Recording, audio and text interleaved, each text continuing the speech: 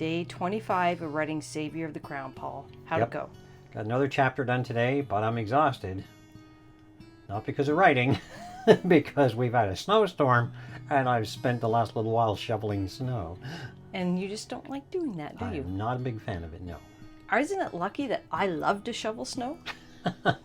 Yeah, but I still seem to be the one that's shoveling the driveway today. We both did it today. Yes, we did.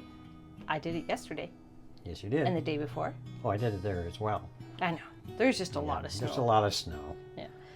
The problem is this is the second time today we've shoveled the driveway. And we'll probably have to do it a third time. More than likely. But back to writing. You got a chapter done. I did, yeah. Anything interesting happen in this chapter? Yes, but I can't tell you. Spoilers. You always say that, but it's the first chapter of Act 2, correct? That is correct. So when we talk about acts in your book, what does that mean? So basically there's a 3-act structure to my books, and the first act is mostly setting the stage. Often it includes a sort of a recap of what happened in the previous storyline to sort of bring readers up to date if they haven't read the other books in a while. And then the second act is where things start to get a little dicey. And then the third act, of course, is where you get resolution of various storylines. And sometimes you start the first act right in the middle of action. Yes. Did you this time? No, I did not. Mainly because the last book ended on action. So it had to start with non-action? Yeah. Not to say there isn't action in the first act, but yeah, it doesn't jump right in with action. It kind of starts off with a bit of a summary.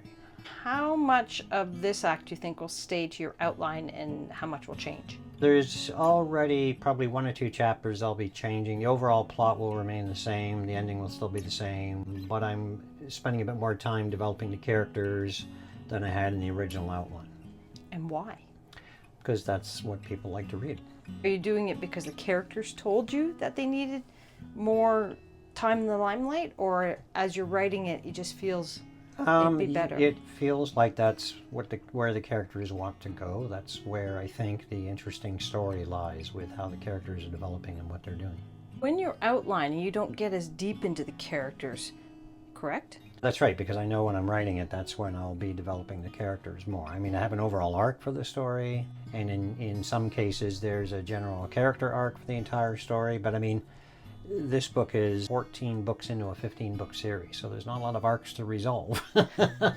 Not at least character-wise, anyway. But the characters still go off script, don't they?